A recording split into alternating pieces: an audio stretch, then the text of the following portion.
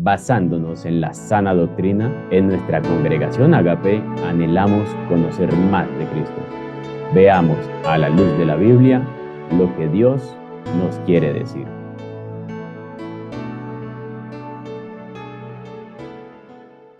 Muy buenas noches para todos los hermanos aquí presentes.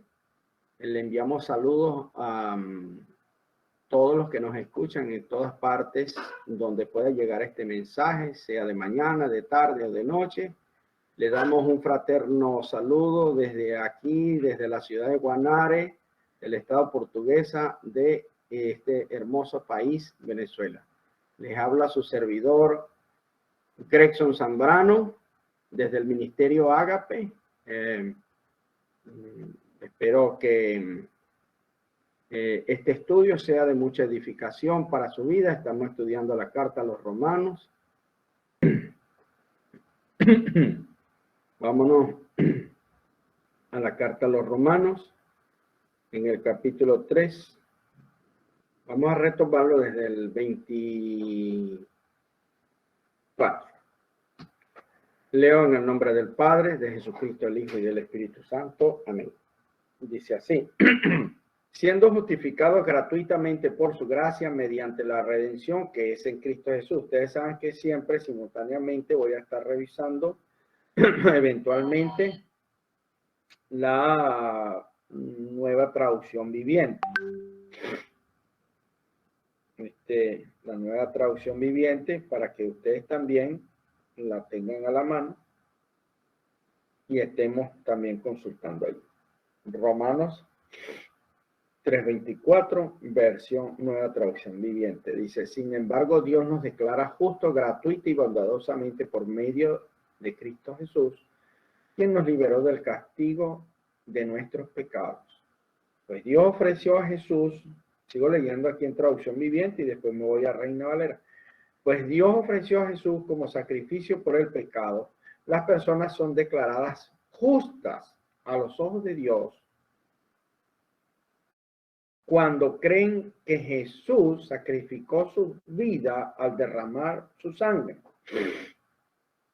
Ese sacrificio muestra que Dios actuó con justicia cuando se contuvo y no castigó a los que pecaron en el pasado, porque miraba hacia el futuro y de ese modo los incluiría en lo que llevaría a cabo en el tiempo presente. Dios hizo todo eso para demostrar su justicia, porque Él mismo es justo e imparcial y declara a los pecadores justos a sus ojos cuando ellos creen en Jesús. Mire, amado, cuando la Biblia dice, porque de tal manera amó Dios al mundo, es obvio que Dios está manifestando un amor. Es uno de los atributos de Dios, uno de los atributos conocibles de Dios. Y Dios no ama como nosotros los seres humanos. Tal vez ustedes tengan conocimiento, probablemente sí, pero si no fuera el caso, tal vez en esta noche se entere, pero el amor de los seres humanos es reactivo. O sea, es un amor que reacciona a cierto tipo de cosas, mientras que el amor de Dios no es reactivo. El amor de Dios es activo. Explico esto un momentico.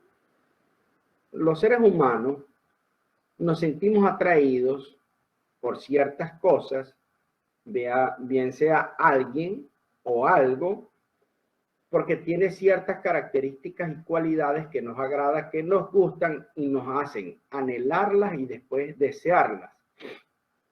Y finalmente, en el caso de que sean personas, llegar a expresarles amor. ¿Entiendes? Entonces, de manera que cuando una persona gusta de otra, alguna cosa le gustó, le atrajo, era algo que vio en aquella persona, bien sea un hombre, bien sea una mujer, le gustó cómo se desenvuelve o le gustó los rasgos físicos, fenotípicos, ¿verdad? Y se sintió atraído por esa persona y finalmente, después de conocerse y de tener cierta relación de empatía, comenzó algo que la gente pues termina enamorándose y termina amando uno al otro, etcétera, etcétera. Pero Dios no se mueve en el mismo plano ni en el mismo orden que nosotros, obviamente. Entonces, ¿qué sucede? Que las personas somos capaces de amar a aquellos que nosotros consideramos que merece nuestro cariño, merece nuestro afecto, merece nuestro amor, pero Dios, que es superior, infinitamente superior a ese tipo de amar y a ese tipo de amor, Dios alcanza donde nuestro amor y donde nuestra justicia no puede. Por eso el amor de Dios se nos hace fuera de la razón y se nos hace incomprensible al razonamiento humano, porque Dios ama aquello que justamente nosotros no amaríamos, porque es algo que de repente nosotros, si le aplicamos nuestro criterio de justicia, diríamos, no merece que yo lo ame, no merece que yo lo respete, no merece que yo, no merece que yo le exprese mi cariño, mi amor. Pero Dios no es así. Dios ama lo aborrecible, lo despreciable, lo vil y lo menospreciado, dice la Biblia. Y a esos viles y menospreciados, dice la Biblia, que nos amó de una manera, de una manera que Él decidió, por amor a sí mismo y por amor a su creación, a nosotros como criaturas, expresarnos un amor que también tiene una justicia que no se mueve en el orden de la justicia de nosotros. Dios decidió declarar justos a personas que eran culpables. Mucha gente dentro de las religiones o dentro de su propia perspectiva de lo que es Dios, pero obviamente sin fundamento ni basamento bíblico, ellos creen que Dios perdona porque Dios perdona y listo, Dios es bueno y tal, pero no manejan ciertos criterios. Y acuérdense que la carta a los romanos es una carta que tiene un lenguaje de jurisprudencia, donde el mismo Pablo confronta a gentiles, confronta a los judíos, está reprendiendo, está exhortando, está poniendo en orden las cosas. Ha sido muy fuerte con los gentiles, donde Pablo les dice, cambiaron la verdad de Dios por la mentira, por tanto Dios los entregó a una mente reprobada para que hicieran cosas viles con sus cuerpos. Y a los judíos les demuestra que no hay ninguna ventaja en haber nacido en Israel y haber sido circuncidado si en realidad no hay una obra transformadora del Espíritu Santo, si uno no es transformado por el Espíritu de Dios.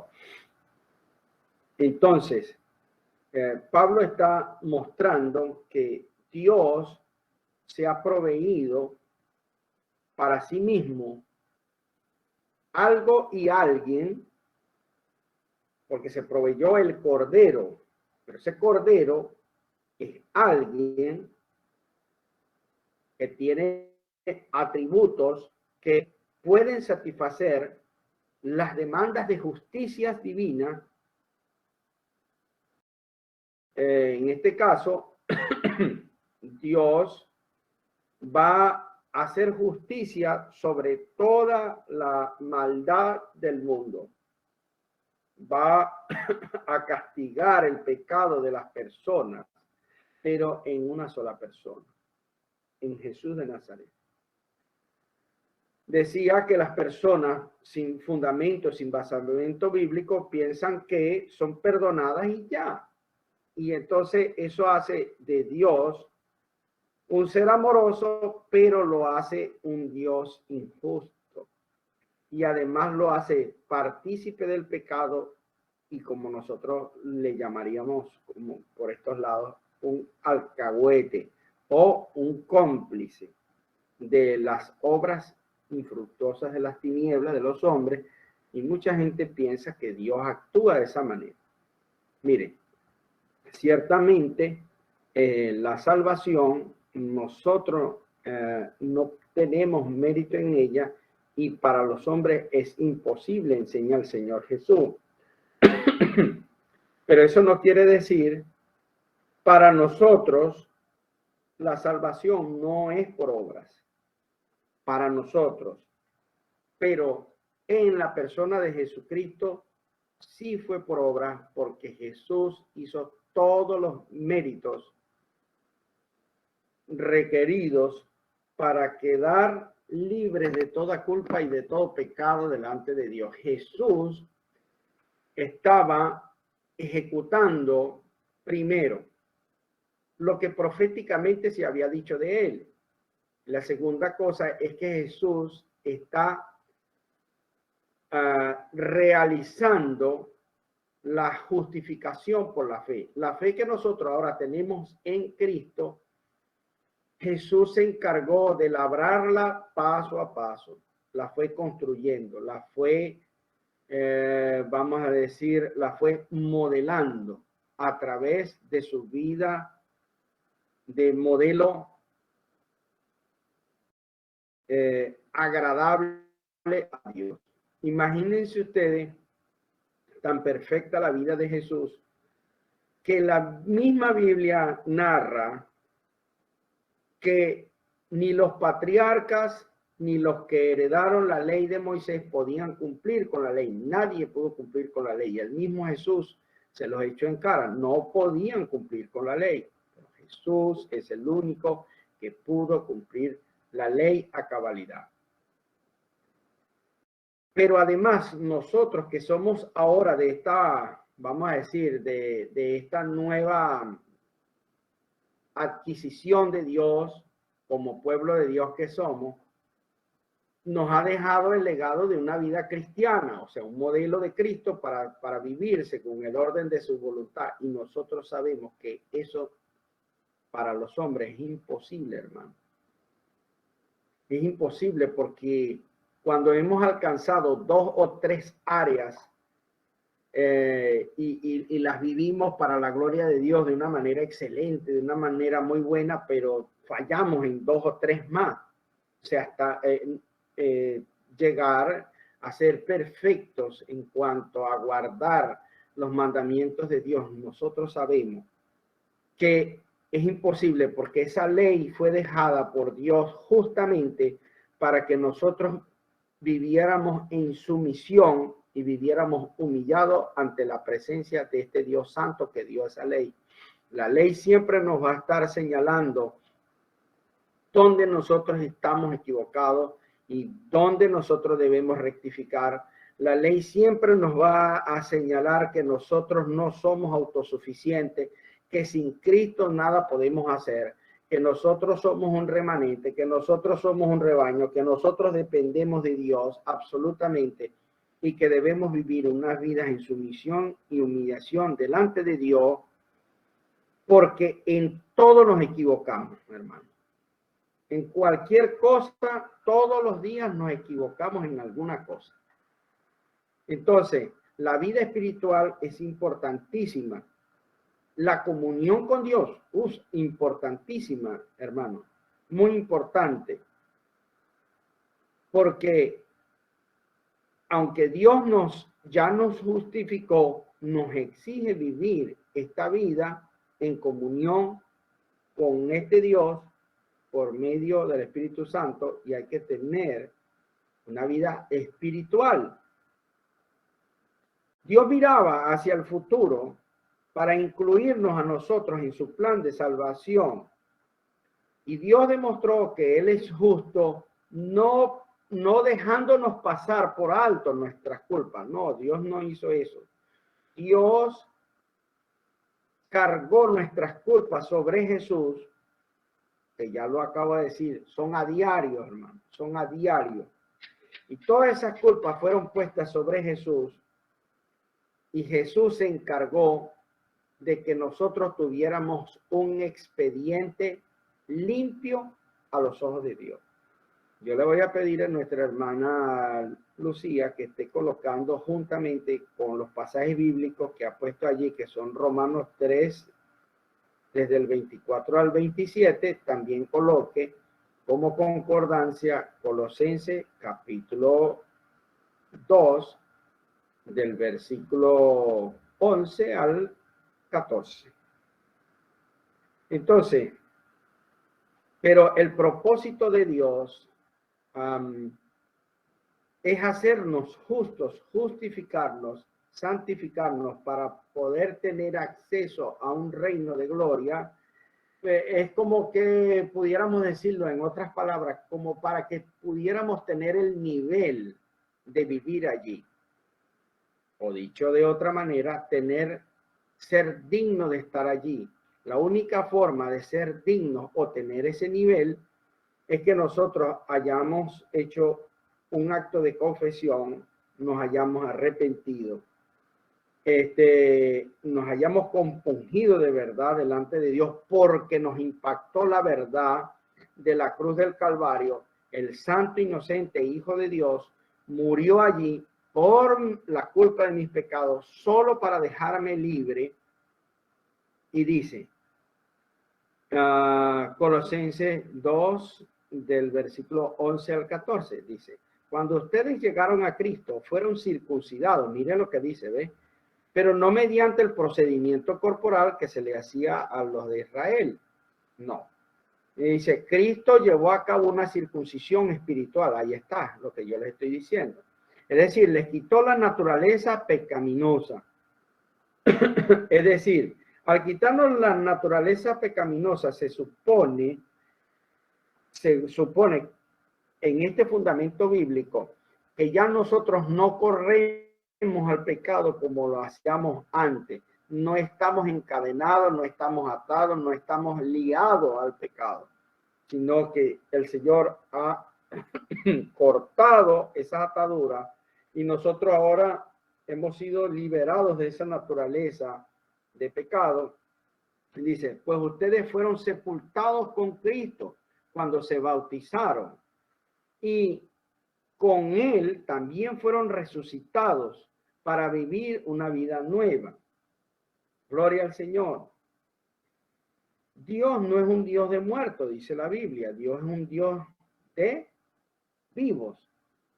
Si Cristo vive en mí, si el Espíritu Santo vive en mí, si Dios vive en mí, el Padre vive en mí, es porque Él considera que en mí ya se ha sucedido una resurrección, evidentemente no de este cuerpo físico que ha de morir por causa del pecado. Este cuerpo no ha sido redimido todavía.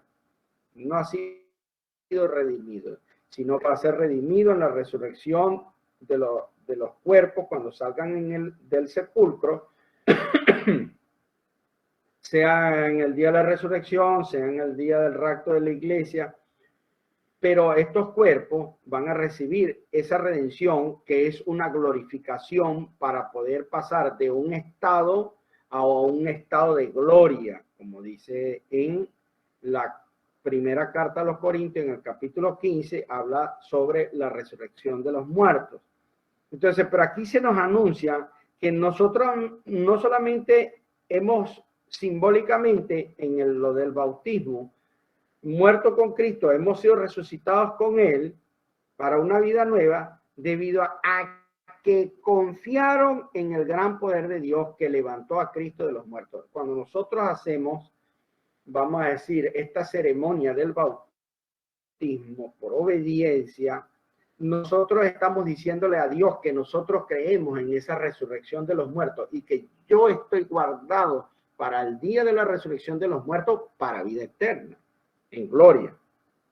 Dice, ustedes estaban muertos a causa de sus pecados y aún no les habían quitado la naturaleza pecaminosa. Entonces Dios les dio vida con Cristo al perdonar todos nuestros pecados y anuló el acta con los cargos que había contra nosotros y la eliminó clavándola a la cruz. El acta de los decretos, porque habían decretos sobre nosotros para condenarnos, hermanos. Y Jesucristo eliminó eso cuando nosotros procedimos al arrepentimiento. Esta es la forma de un amor lleno de justicia divina, pero obviamente ninguno de los que recibimos esta justificación gratuitamente, como dice la Biblia, no fue porque alguien se la mereciera o hubiese hecho un mérito para alcanzarla. En la bondad de Dios, en el amor de Dios, lleno de su justicia divina y santa, es para la redención de los oprimidos por la esclavitud del pecado, y en la sangre de Cristo está el poder para ser libertos de la esclavitud de la naturaleza pecaminosa. Gloria a Dios. Entonces, Dios miraba al futuro y esa misericordia, ese amor, esa justicia nos iba a alcanzar a nosotros. Es lo que Pablo está diciendo, y que esta justicia y este amor de Dios, Dios no lo condicionó al pueblo de Israel nada más, sino que se hizo extensivo por medio de los apóstoles a los gentiles. De hecho, Pablo está predicándole a los gentiles en Roma, donde en uno de estos estudios que hemos visto, hablamos de Roma, que era como la ciudad de influencia. Hoy en día le dijeran influencer, era la ciudad influencer de todo el imperio. Todo lo que se hacía en Roma repercutía en todo el imperio romano. Entonces, en el versículo 26, estoy todavía allí en Nueva Traducción Viviente, dice, porque miraba hacia el futuro y de ese modo los incluiría en lo que llevaría a cabo en el tiempo presente, y Dios hizo todo eso para demostrar su justicia. Nadie más tiene este tipo de justicia, sino solamente Dios, porque Él mismo es justo e imparcial y declara a los pecadores justos a sus ojos cuando ellos creen en Jesús. Pero eso sí, nos declaró justos, pero habiendo sido justo e imparcial. Todos nuestros pecados han sido juzgados en ese tribunal donde el Hijo tuvo que soportar la carga, el Hijo tuvo que soportar el martirio, tuvo que soportar toda la descarga de la ira de Dios, pero también al morir Jesús, cual si fuera la semilla, o vamos a decir la simiente, porque Jesús es eso. La palabra semilla quiere decir simiente. Cuando la semilla cae al suelo, muere, abre y libera la vida que hay en ella. Eso es lo que hacen las frutas. Cuando cae una semilla al suelo, la semilla muere, pero libera la vida que está en ella y nace otro árbol. Jesús, cual semilla de Dios, cual simiente de Dios, liberó la vida que había en el evangelio predicado por él. Y esa vida era la vida eterna, cuando él mismo dijo que él mismo era la vida, que él mismo era la resurrección. Gloria al Señor. Entonces, dijo él en Juan 12:32, dice, si yo fuera levantado de la tierra, los atraeré a todos a mí mismo. ¿A cuáles todos? Aquellos pecadores que procederían al arrepentimiento, como nosotros lo hemos hecho. Y ahí la cruz del Calvario sigue manando vida para todos aquellos hasta que se alcance la plenitud de los gentiles, amados hermanos. Versículo 27 dice, ¿Podemos entonces jactarnos de haber hecho algo para que Dios nos acepte? No, porque nuestra libertad de culpa y cargo no se basa en la obediencia a la ley, está basada en la fe. Está basada en la fe porque el acto de liberación, escuche bien, usted puede anotar esto si quiere, el acto de liberación de la esclavitud del pecado ya fue hecha. Jesús la ejecutó, Jesús la hizo, Jesús la labró.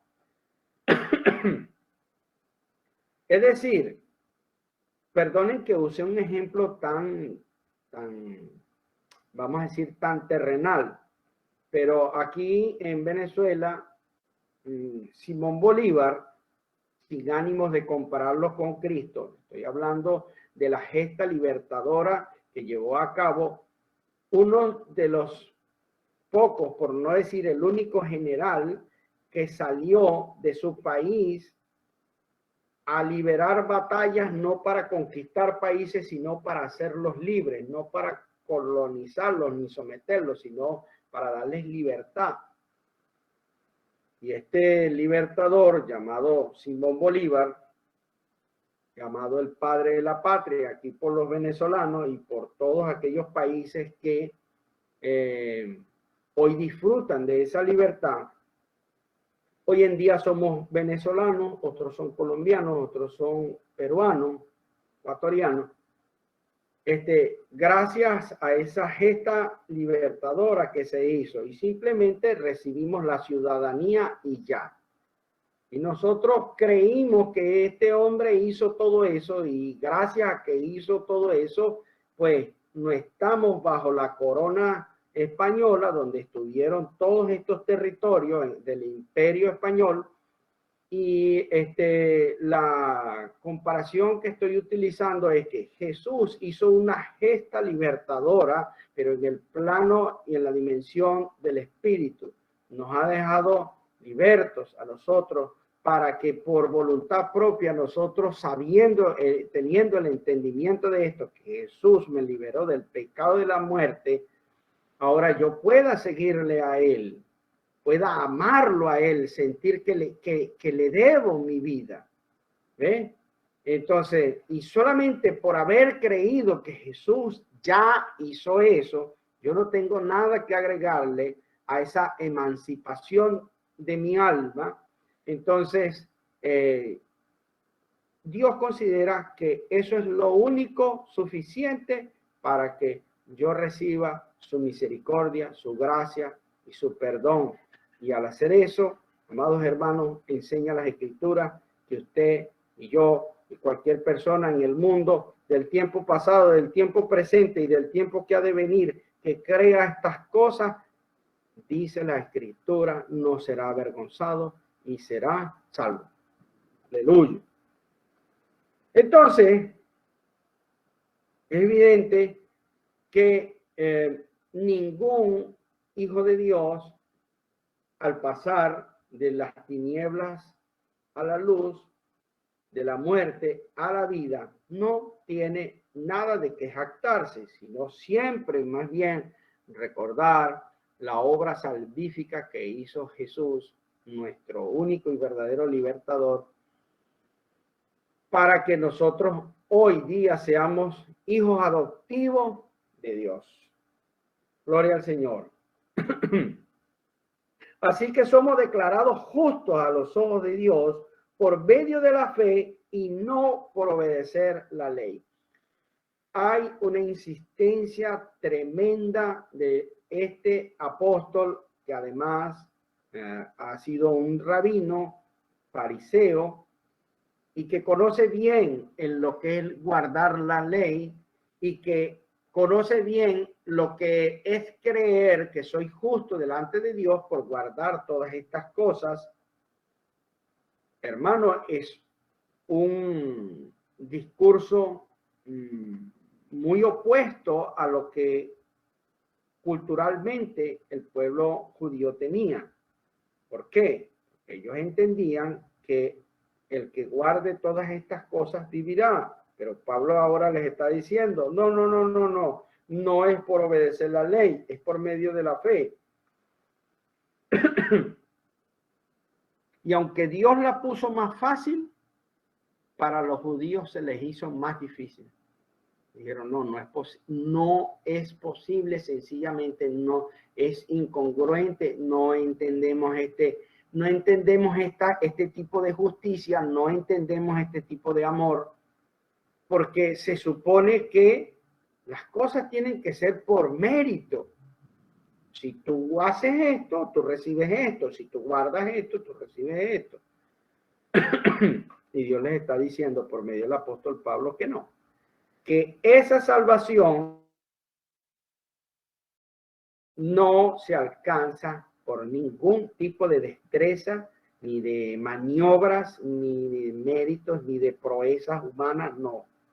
Entonces, aquí tenemos que subrayar también y ser insistentes en esto, porque yo mismo he sido sorprendido por personas que han pasado por este ministerio y que alguna vez pensamos que todas estas ideas estaban claras.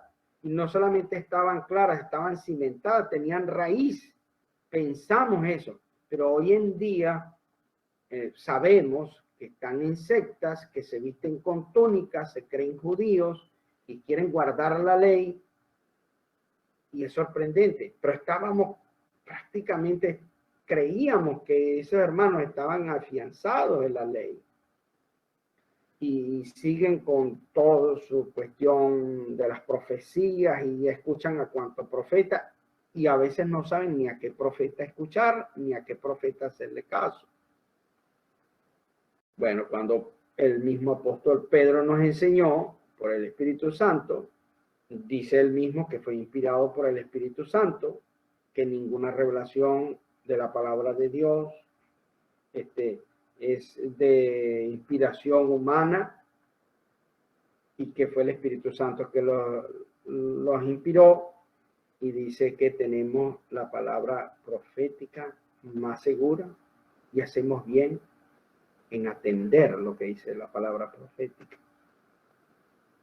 De manera que nosotros los gentiles, por medio de la fe, hemos sido salvados, hemos sido justificados por el Señor, y no hay nada que el mundo nos pueda ofrecer para nosotros poder alcanzar esto. Cuando se nos enseña que la salvación, está la salvación más las obras. Yo he escuchado de algunas personas, no lo voy a mencionar, pero es una mujer que dice que Dios aportó el 60% de la salvación y nosotros ponemos el otro 40%. Bueno, imagínense ustedes que hay iglesias que le han enseñado eso y lo creen.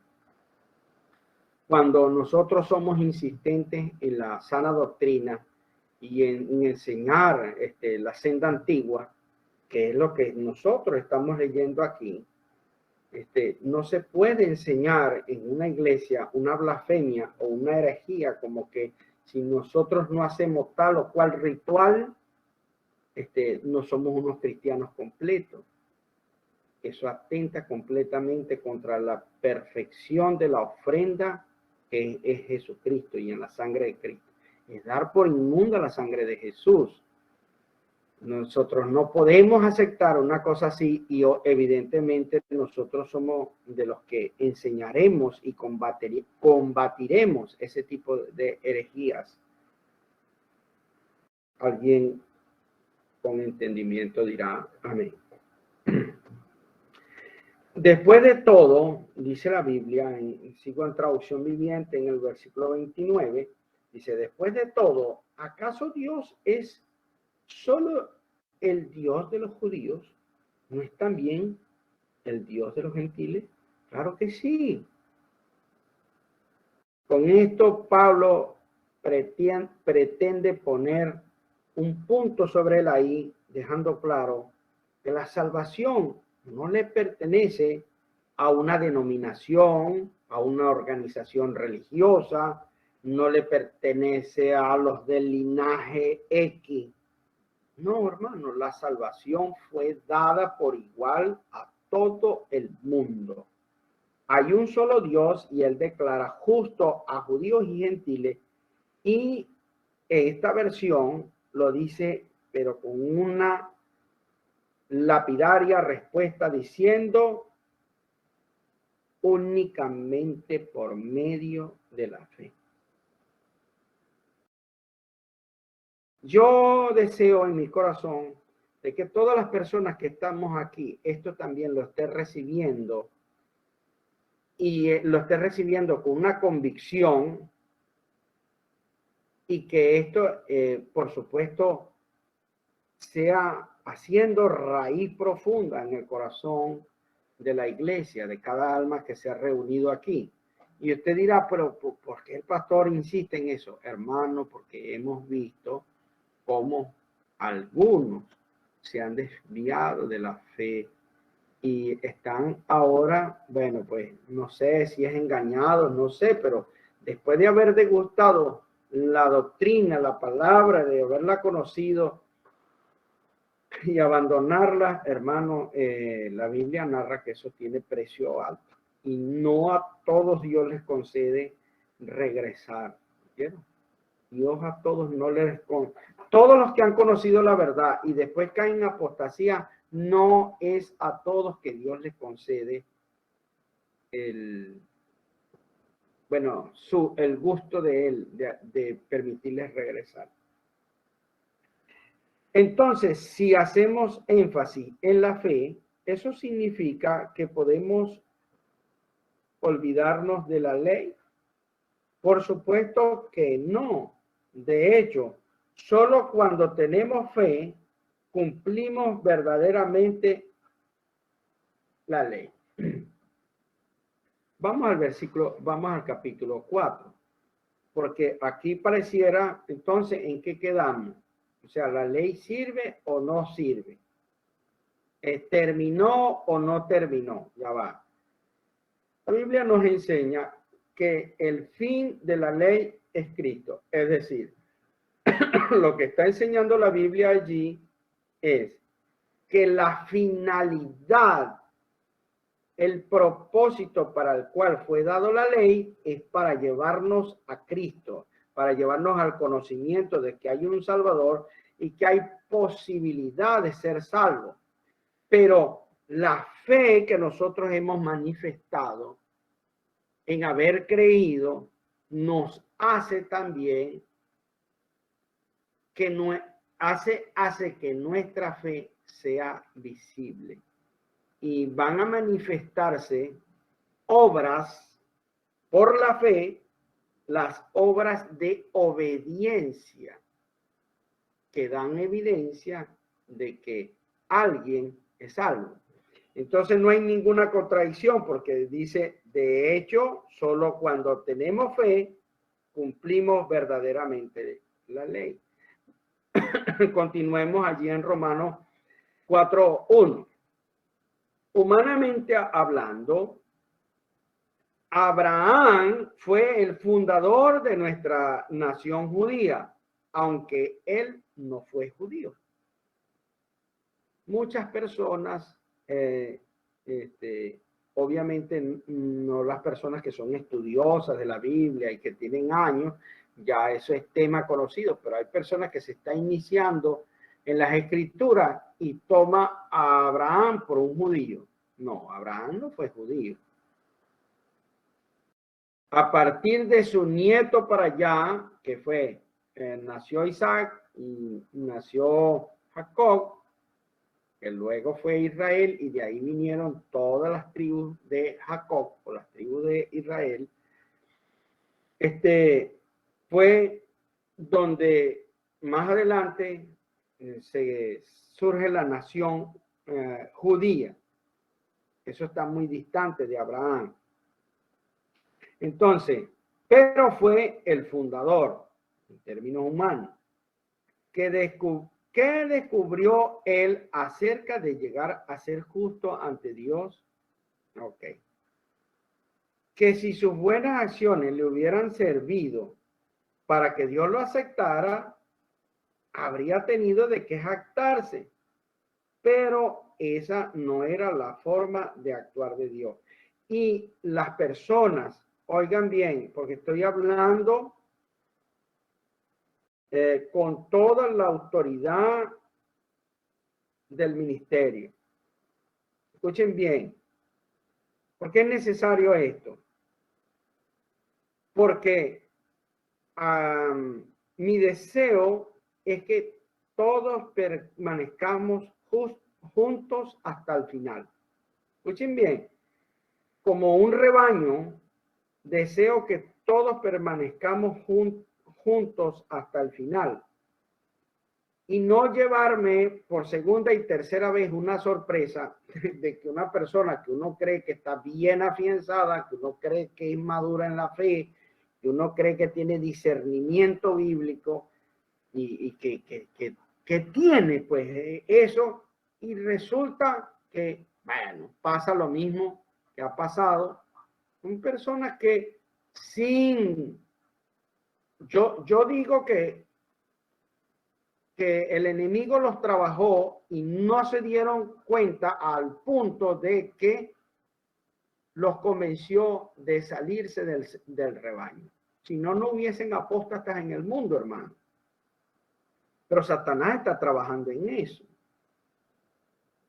Créanme que cuando usted, dígame, que cuando usted y yo nos convertimos realmente en una amenaza para Satanás y para el mundo de las tinieblas, Satanás no se va a quedar quieto, hermano. Pero decía que con autoridad ministerial digo, pero esa no era la forma de actuar de Dios. Subrayen eso en su Biblia. Abraham, según el mismo Pablo dice, en la carne hubiese tenido de qué jactarse. Hubiese tenido, vamos a decir, por lo menos más que otra gente. Mira, yo hice esto, yo hice esto, yo hice esto. Pero allí dice, no es la forma en que Dios actúa.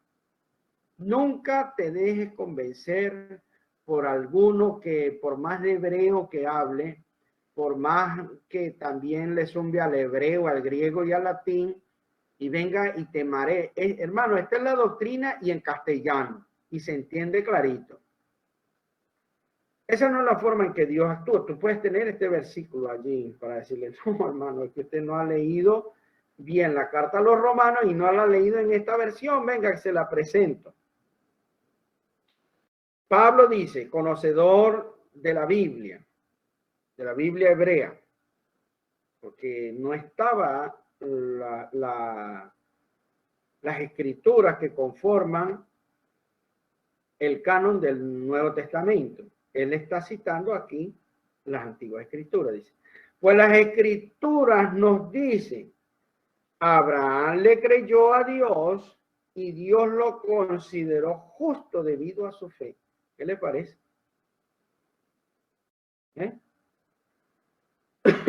En Génesis 15:6. Anótelo, pero no lo busque. Entonces, Dios lo consideró justo, pero no fue por lo que hizo, sino porque Dios es digno de que se le crea lo que Él dice y lo que Él promete. Y Abraham tenía una promesa y Abraham creyó a lo que Dios le dijo. Y a Dios le agradó y le agrada profundamente de que cada uno de nosotros jamás pongamos en duda a Dios y pongamos en duda lo que Él ha dicho y lo que Él hace. Se ponga en duda. Y eso fue lo que le agradó a Dios. ¿Qué le agradó a Dios? Que Abraham le creyó. Cuando Jesús estaba aquí en la tierra, dice, creer en Dios, también creed en mí. porque Jesús es digno de que nosotros le creamos. Es justo que le creamos, porque Él no miente jamás. La Biblia lo dice, es imposible que Dios mienta. Entonces, podemos creer realmente lo que Dios dice. Y eso tiene tanto poder, hermano. O sea, el creer lo que Dios dice, lo que Dios ha dicho en su escritura, tiene tanto poder que está por encima de toda la religión judía, de todos sus rituales y ceremoniales del templo y de todos los profetas que ni siquiera supieron lo que nosotros hoy sabemos. Está por encima de todo eso el creer que Dios es justo de esta manera. De manera que nosotros, y ninguno puede decir, bueno, hemos sido salvados por la fe. Amén. Usted ha sido salvado por la fe, ¿verdad que sí? Gloria a Dios. Usted ha sido salvado por la fe. Pero alguien llega y dice, aún siendo cristiano, dice, no, pero ¿cómo es posible que un matón, que un violador va a ser salvo? Nada más, ay, sí, así creyó y ya se salvó. Listo, limpio, qué fácil. Bueno, y así no fue como tú fuiste salvado, pues. ¿Por qué le niegas el derecho a aquel de ser salvo por la misma justicia con la que tú fuiste justificado? Gloria al Señor, ¿verdad? Entonces, debemos tener en nuestro corazón esa misma justicia. Hermano, no es fácil perdonar. Y no es fácil, por ejemplo, los que conocen mi vida, una de las pruebas más difíciles es haber tenido frente a mí a la persona que le quitó la vida a mi padre. Y después de ciertos años que Dios me regaló ya en el caminar con el Señor, tuve la oportunidad de verle y de perdonarle. Y que Dios haga su justicia sobre él conforme a su voluntad. No sé si Dios es uno de los que tiene llamado para justificarlo en la sangre de Cristo, pero yo no puedo decir que porque mató a mi papá no puede ser salvo. Si esa misma justicia, si yo lo condeno a él con esa justicia, me condenaría a mí mismo. Gloria al Señor. Dice, explica el apóstol Pablo.